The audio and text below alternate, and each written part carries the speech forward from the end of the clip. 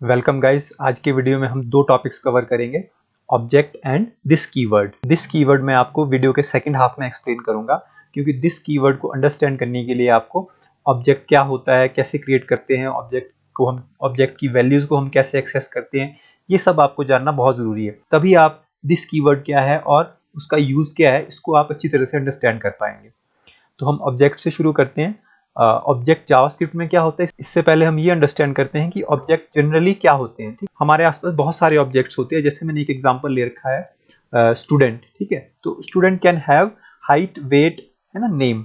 ये सब क्या है, उसकी प्रॉपर्टीज है। इस तरह से student can do run, walk, play, learn. ठीक है, ये सब वो एक्टिविटीज है जो स्टूडेंट परफॉर्म कर सकता है। स्टूडेंट दौड़ सकता है, स्टूडेंट खेल सकता है, लर्न कर सकता है।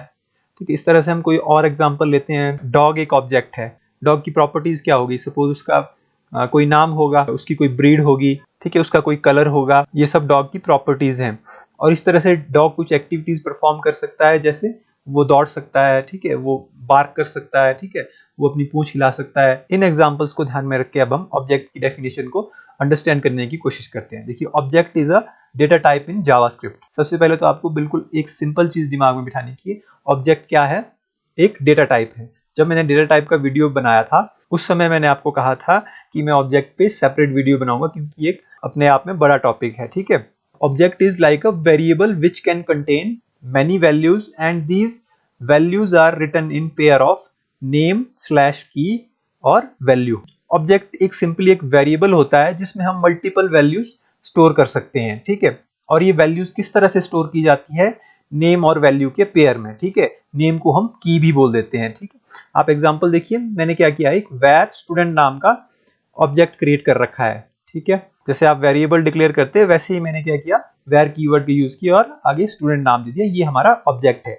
अब इस ऑब्जेक्ट में हम कुछ स्टोर कर सकते हैं। देखिए, तो स्टोर करने के लिए हमें क्या, इक्वल टू का सिंबल, उसके बाद कर्ली ब्रेसेस स्टार्ट करनी है। अब जैसे मैंने ऊपर मेंशन किया है कि नेम वैल्यू के पेयर में या की वैल्यू के पेयर में हम इसके अंदर जो है डेटा स्टोर कर सकते हैं। देखिए, तो जैसे स्टूडेंट का नाम होगा तो उसके बाद कॉलन लगाया मैंने, तो नाम स्ट्रिंग होता है, इसलिए मैंने डबल कोट्स में यहाँ पे नाम लिख दिया। ठीक है, तो अब जो नेम है वो क्या है, एक की है, या आप उसको नेम बोल सकते हैं, जैसे ऊपर मैंने लिखा है। और जो अजय है वो वैल्यू है। इस सेंस में इसे नेम की का कॉम्बिनेशन कहा गया। उसके अलावा देखिए, दूसरी आप कॉमा से सेपरेट करके आप और डेटा स्टोर भी कर सकते हैं। जैसे क्लास है स्टूडेंट की, ये एक नेम हो गया प्रॉपर्टी का, और उसकी वैल्यू 8 होगी। इस तरह एज, वो 14 है, तो एज नेम हो गया और 14 वैल्यू होगी। इस तरह से आप बहुत सारा डेटा इसमें स्टोर कर सकते हैं। अब ऊपर एक चीज और लिखी है, देखिए, object can have method as values. अब यहाँ तो मैंने देखिए नॉर्मल स्ट्रिंग और नंबर टाइप का डेटा इसको असाइन करा, लेकिन आप यहाँ पे मेथड्स भी असाइन कर सकते हैं। मेथड्स क्या होते हैं, सिंपली फंक्शंस होते हैं। आप कॉमा से सेपरेट करके यहाँ पे एक फंक्शन भी असाइन कर सकते हैं। अब फंक्शन बनाने का क्या बेनिफिट होता है, जो हमने ऊपर देखिए, जैसे मैंने आपको बोला student can run, walk, play. ठीक है, तो इस तरह की कोई एक्टिविटी या इस तरह का कोई ऑपरेशन हमने ऑब्जेक्ट पे परफॉर्म करवाना है, तो हम उसको फंक्शन या मेथड के जरिए परफॉर्म करवा सकते हैं और उसको एज ए वैल्यू यहाँ पे स्टोर करा सकते हैं ऑब्जेक्ट के अंदर। आप पेशेंस रखिए, जो सेकंड हाफ है वीडियो का प्रैक्टिकल वाला, उसमें मैं ये सब चीजें आपको वहां पे इंप्लीमेंट करके समझाऊंगा। नेक्स्ट चीज है, एंड दीज नेम की value pairs are called properties. ठीक, जो नेम और वैल्यू का पेयर है या की और वैल्यू का पेयर है, इसको हम प्रॉपर्टी बोलते हैं। जैसे क्लास 8, ठीक है, एज 14, ये क्या है, प्रॉपर्टीज है। और ये कैसे स्टोर है, नेम और वैल्यू के पेयर में। ठीक है, नेम हो गया क्लास, वैल्यू होगी 8। ठीक है, अब बात आती है कि आप इन प्रॉपर्टीज को कैसे एक्सेस कर सकते हैं जो आपने ऑब्जेक्ट में स्टोर कर रखी है। उन्हें एक्सेस करने के लिए हमें ऑब्जेक्ट को यूज करना होता है। ठीक है, जैसे स्टूडेंट ऑब्जेक्ट है, नीचे एग्जांपल देखिए, स्टूडेंट, उसके बाद डॉट आपको यूज करना है, उसके बाद जो प्रॉपर्टी आपको एक्सेस करनी है उसे मेंशन करना होगा। जैसे स्टूडेंट डॉट नेम, यानी कि इसका मतलब ये है कि स्टूडेंट नाम का ऑब्जेक्ट, उसकी नेम प्रॉपर्टी को हम एक्सेस करना चाहते हैं। सेकंड, स्टूडेंट डॉट एज, अगर आपको एज एक्सेस करनी है तो स्टूडेंट डॉट एज लिखना। इस तरह से जितनी मर्जी प्रॉपर्टी आप एक्सेस करवा सकते हैं। ठीक है, बस आपको क्या करना है, ऑब्जेक्ट का नाम डॉट आगे जो उसकी प्रॉपर्टी आप एक्सेस करवाना चाहते हैं। बहुत सिंपल है। ठीक है, तो चलिए प्रैक्टिकल करते हैं। वहां पे हम ऑब्जेक्ट को क्रिएट करके उनकी वैल्यू को एक्सेस करके सब कुछ हम डिटेल में कवर करेंगे, और साथ में हम दिस कीवर्ड को कैसे यूज किया जाता है ये भी देखेंगे। वीडियो थोड़ा लंबा होने वाला है, आप थोड़ी पेशेंस रखिएगा। चलिए प्रैक्टिकल करते हैं। चलिए गाइज ऑब्जेक्ट क्रिएट करते हैं। जैसे कि हमने सिंटेक्स में पढ़ा, हमें वेर कीवर्ड लिखना होता है और जिस नाम से हमें ऑब्जेक्ट क्रिएट करना है उस नाम का हमें यहाँ पे वेरिएबल देना होता है। सपोज स्टूडेंट नाम का वेरिएबल, यही हमारा ऑब्जेक्ट होगा। अब हमें इसे वैल्यूज असाइन करनी है जो इस ऑब्जेक्ट में हम स्टोर करवाना चाहते हैं। उसके लिए इक्वल्स टू का सिंबल लगाएंगे और यहाँ पे हम कर्ली ब्रेसेस यूज कर सकते हैं। अब हम यहाँ पे भी ऑब्जेक्ट की वैल्यूज को असाइन कर सकते हैं इस तरह से, बट प्रॉपर विजिबिलिटी नहीं बनती है इनकी, एक नजर में इन्हें आइडेंटिफाई नहीं कर सकते हैं। तो इसलिए मैं प्रेफर करता हूँ कि यहाँ एंटर प्रेस करके यहाँ पे कर्ली ब्रेसेस लगाई जाए और यहाँ पे हम अब जो ऑब्जेक्ट की वैल्यूज है उन्हें इंसर्ट करें। सबसे पहले जैसे अगर स्टूडेंट की फर्स्ट प्रॉपर्टी क्या होगी, जैसे हम बोलेंगे कि उसका कोई नाम होगा। नेम के बाद हम यहाँ पे कॉलन्स लगाते हैं, कॉलन के बाद इसको वैल्यू असाइन करते हैं। जैसे स्टूडेंट का क्या नाम होगा, कुछ भी नाम हो सकता है, जैसे हर्ष, ठीक है। मैं यहाँ पे कॉमा लगाऊंगा और इसके बाद मैं यहाँ पे भी आगे असाइन नेक्स्ट वैल्यू कर सकते हैं, बट एंटर प्रेस करके अगर हम यहाँ पे करें तो अच्छी विजिबिलिटी कायम रहती है, कोड प्रॉपर अरेंज रहता है। तो हम इसको सेकंड वैल्यू दे देते हैं। सपोज स्टूडेंट की कोई एज होगी 16 दे देते हैं सपोज, कॉमा लगा के नेक्स्ट सब्जेक्ट, ठीक है, फिजिक्स लिख लेते हैं, क्या इस तरह से। बस आपको ये ध्यान रखना है कि आपको जो ये प्रॉपर्टीज है इन्हें कॉमा लगा के सेपरेट करते जाना है और जितनी मर्जी आप प्रॉपर्टी इसे दे सकते हो। एक और दे देते हैं लास्ट क्लास, इसको हम दे देते हैं क्लास में हम यहाँ पे दे देते हैं सपोज 8th क्लास है इसकी। अब इसके बाद अगर हमें कोई वैल्यू नहीं देनी है तो हम यहाँ पे कॉमा नहीं लगाएंगे, ठीक है। इस तरह से कॉमा हमें तब लगाना है अगर हमें नेक्स्ट वैल्यू असाइन करनी है। अब हमें एक चीज और करनी है, यहाँ पे सेमीकोलन से इसे क्लोज कर देना है। तो इस तरह से गाइस हमारा ऑब्जेक्ट क्रिएट हो चुका है। अब मैं इस ऑब्जेक्ट को आपको प्रिंट करके दिखा देता हूँ, console.log, और यहाँ पे मैं स्टूडेंट को प्रिंट करवा के देखता हूँ, सेमीकोलन, और यहाँ आउटपुट देखने के लिए राइट क्लिक करेंगे, इंस्पेक्ट एलिमेंट पे जाएंगे और यहाँ पे कंसोल पे जाएंगे। जैसे ही रिफ्रेश करूंगा, अब देखिए यहाँ पे हमारा ऑब्जेक्ट जो है आउटपुट स्क्रीन पे आ रहा है। मैं इसे क्लिक कर देता हूँ यहाँ पे। अब देखिए सारी वैल्यू वही आ रही है, एज हमने इसको मेंशन कर रखी है, क्लास, नेम, सब्जेक्ट। तो इस तरह से आप अपने ऑब्जेक्ट को चेक कर सकते हैं। अब अगर आपको इंडिविजुअल वैल्यूज एक्सेस करनी है तो आपको क्या करना होता है, ये ऑब्जेक्ट का नाम, इसके बाद डॉट, और जिस प्रॉपर्टी को आपको एक्सेस करना है, सपोज आपको नेम एक्सेस करना है तो आप क्या लिखेंगे यहाँ पे, नेम, इस तरह से, ठीक है। ये आसान तरीका है। यहाँ मैं रिफ्रेश करता हूँ, ये देखिए हर्ष जो नाम था। इस तरह से आप कोई भी प्रॉपर्टी एक्सेस कर सकते हैं। जैसे सपोज आपको सब्जेक्ट देखना है तो सब्जेक्ट लिख लिए, तो सब्जेक्ट लिख लीजिए और इस तरह रिफ्रेश करके देखिए यहाँ पे फिजिक्स। सिंपल तरीका है, आपको याद रखना है, आपको ऑब्जेक्ट का नाम देना है और उसके बाद इनमें से जो प्रॉपर्टी को आप एक्सेस करना चाहते हैं उसका यहाँ पे नाम आपको देना होता है। एक और तरीका है जिससे आप इन प्रॉपर्टीज को एक्सेस कर सकते हो, ये तो डॉट नोटेशन को फॉलो करके था, इसे डॉट नोटेशन कहते हैं जो आपने यहाँ पे ये डॉट लगाया है। बट दूसरा तरीका ये है कि आप इसको, मैं यहाँ से हटा देता हूँ, और आप क्या कर सकते हो, यहाँ पे स्क्वायर ब्रैकेट्स लगा सकते हो और इसके अंदर उस प्रॉपर्टी को लिख सकते हो जो आप एक्सेस करना चाहते हो। सपोज आपको एज एक्सेस करनी है तो आपको यहाँ कॉलम्स के अंदर एज लिखना है, सेव करना है और रिफ्रेश करना है। यहाँ पे ये देखिए 16 आ गई, ठीक है। सेम तरीके से अगर आपको क्लास देखनी है तो आप यहाँ क्लास को सिंगल कोट्स में लिख दो, ये देखिए क्लास आ गई। इस तरह से आप नेम एक्सेस कर सकते हो, ठीक है, ये देखिए नाम आ गया। तो देखिए गाइज बहुत सिंपल है ऑब्जेक्ट क्रिएट करना और उसकी वैल्यूज को एक्सेस करना। अब मैं इसे हटा देता हूं यहां से। नेक्स्ट चीज मैं आपको ये बताना चाहता हूं कि आप इस ऑब्जेक्ट के अंदर जो आपने डेटा असाइन कर रखा है उनकी आप वैल्यू को चेंज कर सकते हैं। सपोज अगर आपको नेम चेंज करना है तो आप यहाँ पे कैसे चेंज कर सकते हो, एक तो तरीका है कि आप यहाँ पे जाके नाम चेंज कर लो, बट आप अगर इसे चेंज नहीं करना चाहते हो, यहाँ बाहर आप चेंज करना चाहते हो, तो कैसे करोगे, आपको लिखना होगा स्टूडेंट, आगे वही डॉट नोटेशन, इसके बाद आपको वो की मेंशन करनी जिसकी आपको वैल्यू चेंज करनी है। अगर नेम की चेंज करनी है तो यहाँ पे नेम लिखना, एज चेंज करनी है तो एज लिखना, ठीक है। जैसे सपोज मुझे नेम ही चेंज करना है तो मैं यहाँ पे नेम लिख लूंगा और यहाँ पे इक्वल्स टू करके नया नाम दे दूंगा सचिन, ठीक है, इस तरह से, और यहाँ सेमीकोलन। अब अगर मैं यहाँ पे आपको console.log करके नेम की वैल्यू को एक्सेस करवाना चाहूं, इस तरह से डॉट नेम लिखूंगा, तो आप देखेंगे ये हमें हर्ष आउटपुट ना देके हमें ये नई जो वैल्यू है इसकी, ये हमें आउटपुट के रूप में देगा। मैं आपको यहाँ पे रिफ्रेश करके दिखाता हूँ। ये देखिए यहाँ पे इसने हमें सचिन दे दिया। तो इस तरह से आप कोई भी वैल्यू को चेंज करवा सकते हैं। अब देखिए मैं इसको यहाँ से हटा देता हूँ। अब मैं आपको बताता हूँ कि आप इस ऑब्जेक्ट में एक नया डेटा जो है एरे के रूप में भी इंसर्ट कर सकते हैं। अभी तक अगर आप यहाँ पे गौर करेंगे तो हमारी जो डेटा है वो या तो स्ट्रिंग है या नंबर वैल्यू है। आप यहाँ पे एरे को भी इंसर्ट करवा सकते हैं एक वैल्यू के रूप में ऑब्जेक्ट के अंदर, ठीक है। तो उसके लिए हमें क्या करना होगा, हमें यहाँ पे कॉमा लगाना होगा और मैं यहाँ एंटर प्रेस करके यहाँ पे एक नया एरे क्रिएट करता हूँ। जैसे मैं मार्क्स नाम दे देता हूँ इस तरह से, और तरीका यही है, आपको नाम देना है, उसके बाद कॉलन लगाना है, और अब यहाँ पे हम स्क्वायर ब्रैकेट के अंदर एरे की वैल्यू दे सकते हैं। सपोज कुछ भी देते हैं, 23, 45, 15, 76। अब अगर मैं स्टूडेंट को यहाँ पे console.log में प्रिंट करता हूँ तो आप आउटपुट में देखेंगे अब हमारी जो एक और नई आइटम होगी वो एरे के रूप में एंटर हो चुकी होगी हमारे ऑब्जेक्ट में। सेव करता हूँ और यहाँ पे रिफ्रेश करूंगा, एरर हमें दे रहा है।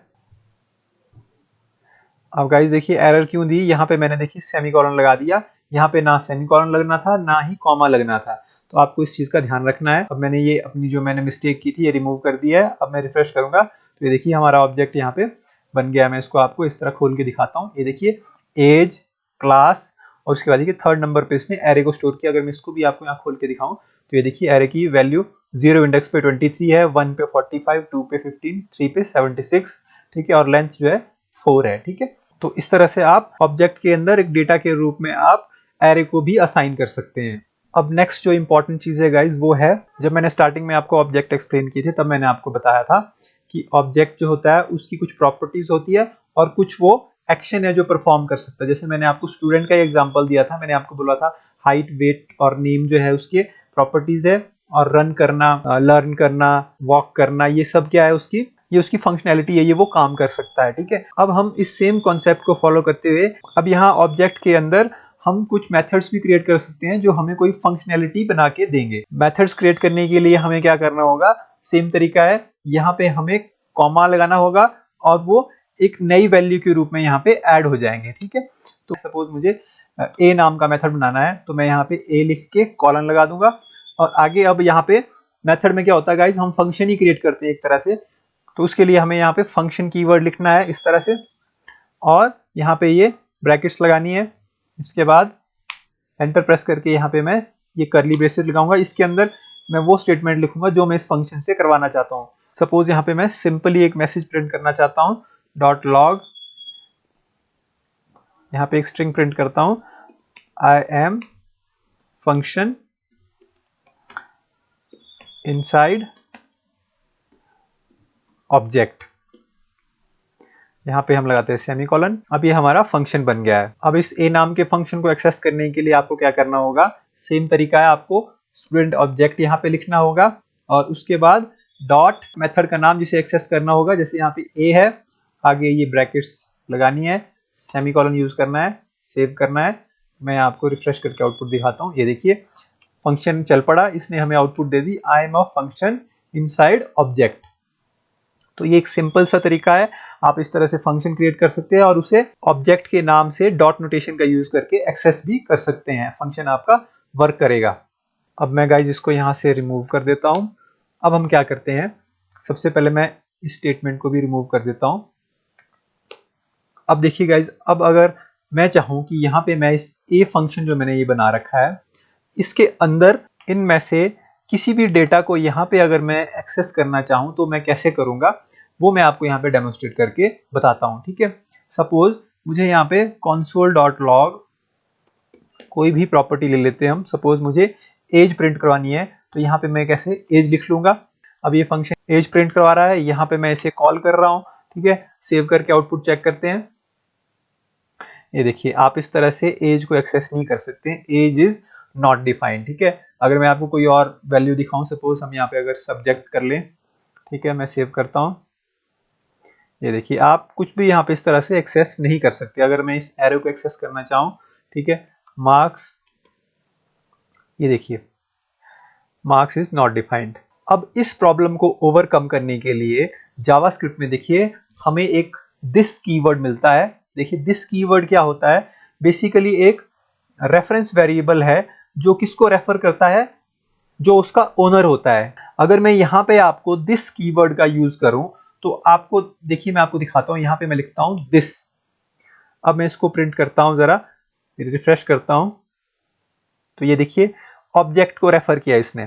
ठीक है, जब मैं ऑब्जेक्ट के अंदर किसी फंक्शन में दिस कीवर्ड को यूज करता हूं तो वो उस ऑब्जेक्ट को रेफर करता है, इस केस में स्टूडेंट ऑब्जेक्ट को। ठीक है, अब अगर मैं यही स्टेटमेंट अगर मैं इस फंक्शन के बाहर, ऑब्जेक्ट के बाहर प्रिंट करूं, मैं इसको कॉपी कर लेता हूं और यहां पे मैं बाहर, देखिए मैं बिल्कुल इस ऑब्जेक्ट के बाहर हूं इस टाइम पे। ठीक है, अगर मैं यहां पे इसको प्रिंट करके दिखाता हूं आपको, ये देखिए विंडो, ये ब्राउजर विंडो का जो ऑब्जेक्ट है विंडो नाम का, उसको रेफर किया। ठीक, दिस कीवर्ड रेफरेंस वेरिएबल है जो किसको रेफर करता है, जो इसका पेरेंट होता है। जब हमने अंदर यूज किया तो इसने ऑब्जेक्ट को रेफर किया, जब बाहर यूज किया तो भी इसने ऑब्जेक्ट को यूज किया, लेकिन कौन सा ऑब्जेक्ट, जो यूनिवर्सल ऑब्जेक्ट है, जो ये वेब ब्राउजर है मैंने ओपन कर रखा, इसके विंडो ऑब्जेक्ट को इसने रेफर करा। ठीक है, तो ये आपको डिफरेंस याद रखना है। अब जब आपको ये क्लियर हो गया कि आप फंक्शन के अंदर जब दिस कीवर्ड को यहां पे यूज कर रहे हैं तो ये किसको रेफर कर रहा है, इस स्टूडेंट नाम के ऑब्जेक्ट को। अब आप इस दिस कीवर्ड की मदद से क्या कर सकते हो, इन वैल्यूज को आप एक्सेस करवा सकते हो। ठीक है, अब देखिए अगर मैं यहाँ पे दिस डॉट नेम लिखूं, अब यहाँ पे अगर मैं रिफ्रेश करूं तो ये देखिए इसने हमें हर्ष आउटपुट दे दी। ठीक है, इस तरह से कोई मैं और वैल्यू यूज करूं, जैसे एज को मैं एक्सेस करना चाहूं तो ये देखिए हमें एज 16 मिल गई। ठीक है, तो गाइज अभी तक हमने दो सिनेरियो कवर कर लिए है जहां पे हमने दिस कीवर्ड का यूज देख लिया। एक तो सिनेरियो 1, जब हम दिस कीवर्ड को आउटसाइड ऑब्जेक्ट यूज कर रहे हैं तब वो विंडो ऑब्जेक्ट को रेफर कर रहा है। यहाँ देखिए ये आउटपुट स्क्रीन पे, जब हम दिस कीवर्ड को इस फंक्शन के अंदर यूज कर रहे हैं तब ये दिस कीवर्ड इस स्टूडेंट ऑब्जेक्ट को रेफर कर रहा है। ठीक है, अब थर्ड सिनेरियो हम डिस्कस करते हैं जिसमें हम दिस कीवर्ड को एक फंक्शन के अंदर बनाते हैं, लेकिन वो फंक्शन को हम ऑब्जेक्ट से बाहर बनाते हैं और तब हम ऑब्जर्व करते हैं कि दिस कीवर्ड कैसे बिहेव करता है। तो मैं क्या करता हूं, जल्दी से इस फंक्शन को यहां से कॉपी कर लेता हूं और मैं यहां पे इसको पेस्ट कर लेता हूं और मैं इसका नाम चेंज करके इसको var b नाम दे देता हूं। आपको मैंने फंक्शंस पे डिटेल वीडियो बना रखा है, आप वहां देखिए कि एक फंक्शन कैसे बना सकते हैं, हम क्या क्या चेंजेस करने होते हैं, सिंपल है काम। ठीक है, मैंने बस इसको var b नाम दे दिया है और ये फंक्शन हमारा, यहाँ पे मैंने इसको सेमीकोलन से टर्मिनेट कर दिया। अब मैं इसको कॉल कर रहा हूँ, b लिख रहा हूँ इस तरह से, और मैं ये यहाँ पे एज हटा देता हूँ, जो ये पिछले यहाँ से मैंने कॉपी करा ना, तो यहाँ पे हमें एज तो नहीं करना ना, तो हमें तो दिस कीवर्ड का रेफरेंस देखना है कि किसको रेफर करता है। तो मैं सेव करता हूँ। अब अगर मैं यहाँ पे आउटपुट आपको दिखाता हूँ तो ये देखिए एक और विंडो ऑब्जेक्ट को रेफर कर रहा है। तो थर्ड सिनेरियो भी क्या करता है, आपको इस गलतफहमी में नहीं रहना है कि दिस कीवर्ड को जब आप किसी फंक्शन के अंदर यूज करेंगे तो वो उस फंक्शन को रेफर करेगा। जी नहीं, ये दिस कीवर्ड इस फंक्शन को नहीं रेफर करके ये भी यहाँ पे भी क्या करेगा, विंडो ऑब्जेक्ट को ही रेफर करेगा। तो तीन सिनेरियो आपके सामने क्लियर है दिस कीवर्ड को यूज करने की। ठीक है, अब मैं इसको यहाँ से हटा देता हूँ। अब नेक्स्ट चीज है गाइज, हम एरे को वैल्यूज के रूप में ऑब्जेक्ट्स भी पास कर सकते हैं। जैसे यहाँ पे देखिए वैल्यू 23 है, इसकी जगह हम एक ऑब्जेक्ट पास कर सकते हैं, जैसे कि ये एक ऑब्जेक्ट है। ठीक है, एक पूरा का पूरा ऑब्जेक्ट हम क्या कर सकते हैं, यहाँ पे एक वैल्यू के रूप में दे सकते हैं। इस तरह दूसरी वैल्यू के रूप में कोई दूसरा ऑब्जेक्ट, तीसरी वैल्यू के रूप में कोई और ऑब्जेक्ट, इस तरह जितने मर्जी चाहे हम ऑब्जेक्ट अपने एरे को पास कर सकते हैं। ठीक है, मैं आपको करके बताता हूँ। मैं यहाँ पे क्या करता हूँ, यहाँ पे एंटर प्रेस करता हूँ और यहाँ पे एक एरे बनाता हूँ परफॉर्मेंस नाम का।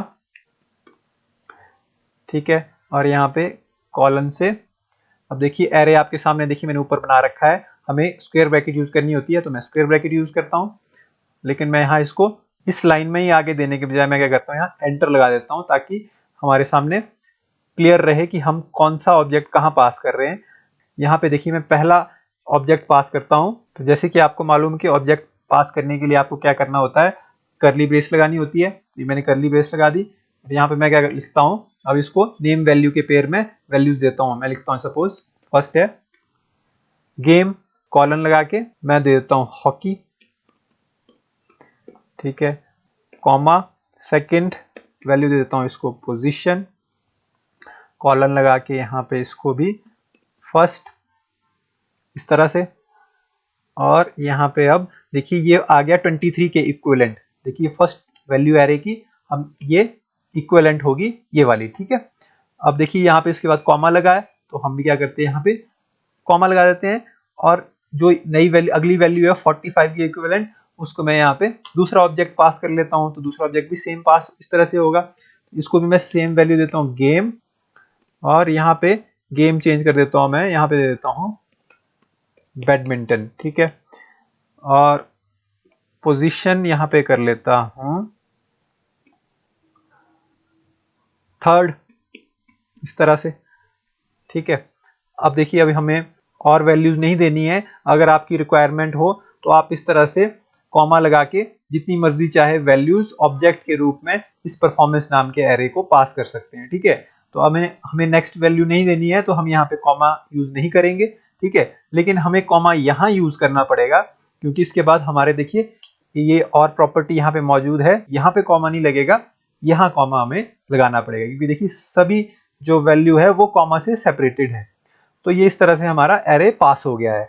अब मैं अगर आपको यहाँ पे स्टूडेंट नाम के ऑब्जेक्ट को प्रिंट करके आपको दिखाऊं, तो आप देखेंगे इसमें एक और अंदर एरे ऐड हो चुका होगा, और उसकी वैल्यू के रूप में दो ऑब्जेक्ट्स ऐड हो चुके होंगे। तो मैं यहाँ पे स्टूडेंट लिखता हूँ, सेमीकोलन लगा के आपको रिफ्रेश करके आउटपुट दिखाता हूँ।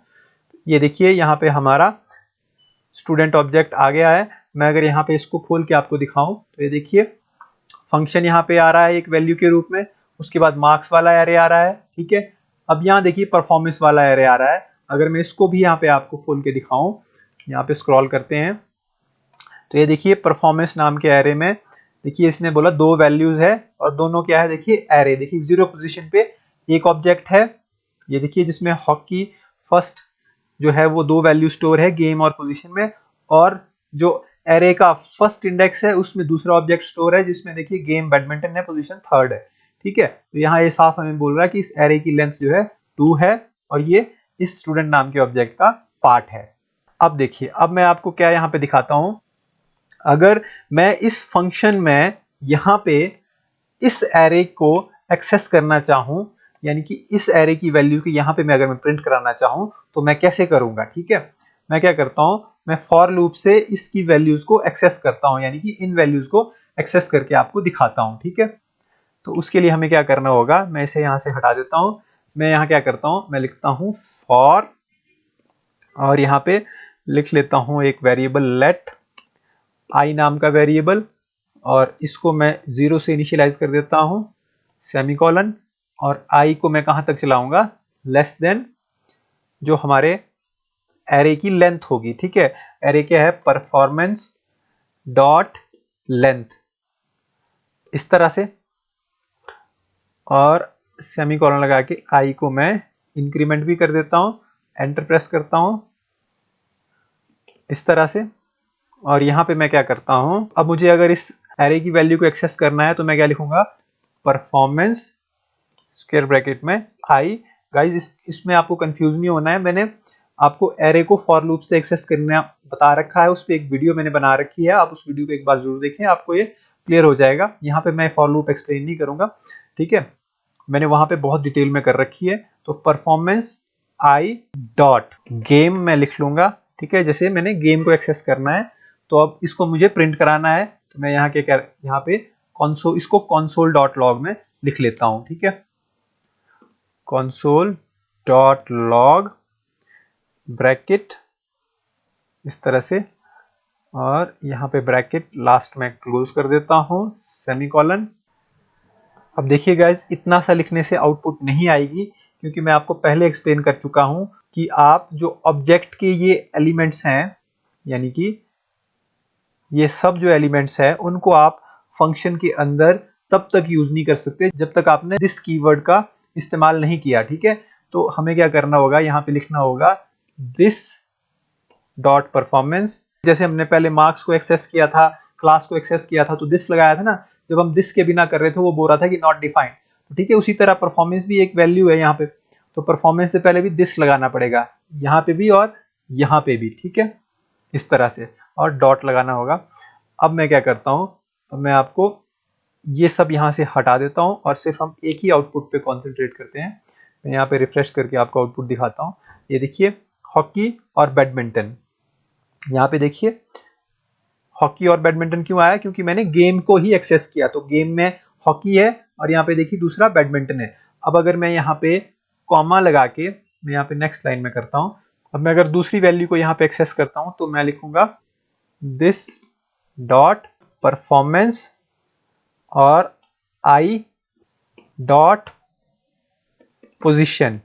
इस तरह से अब मैं सेव करूंगा और यहाँ पे रिफ्रेश करूंगा तो आप देखेंगे दोनों वैल्यूज आ रही है, हॉकी और देखिए फर्स्ट आ रहा है, गेम हॉकी है, पोजीशन फर्स्ट है, ठीक है। सेकंड केस में गेम बैडमिंटन है और पोजीशन थर्ड है। तो इस तरह से आप दिस कीवर्ड का यूज करके ऑब्जेक्ट्स को भी एक्सेस कर सकते हैं फंक्शन के अंदर। अब एक चीज मैं आपको और बताता हूं, ये सिनेरियो अगर आप दिस कीवर्ड को एरो फंक्शन में यूज करेंगे तो भी आपका दिस कीवर्ड जो है वो एक्सेस नहीं करेगा ऑब्जेक्ट को, ठीक है। अगर मैं यहाँ पे इस फंक्शन को एरो फंक्शन में कन्वर्ट करूं और मैं दिस कीवर्ड अब यूज करूंगा तो देखिए मैं इसको यहाँ से हटा देता हूँ और इसे एक एरो फंक्शन बनाता हूँ। एरो फंक्शन के लिए हमें क्या करना होता है, यहाँ पे एरो का सिंबल लगाना होता है। अब मैं अगर सेव करूंगा तो अब आप देखेंगे, ये देखिए कोई आउटपुट नहीं मिली हमें। मैं इसको कमेंट करता हूं, आपको दिखाता हूं। मैं यहाँ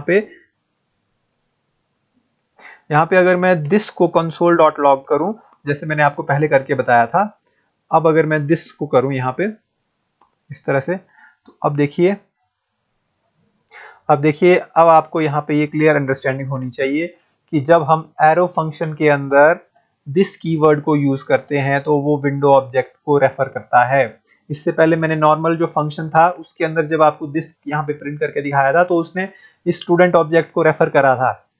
तो अब आपको ये डिफरेंस भी याद रखना है कि एरो फंक्शन के अंदर दिस कीवर्ड जो है वो काम नहीं करता है। इसी वजह से ये हमें आउटपुट नहीं मिली जब हमने एरो फंक्शन से इसको एक्सेस करने की कोशिश की।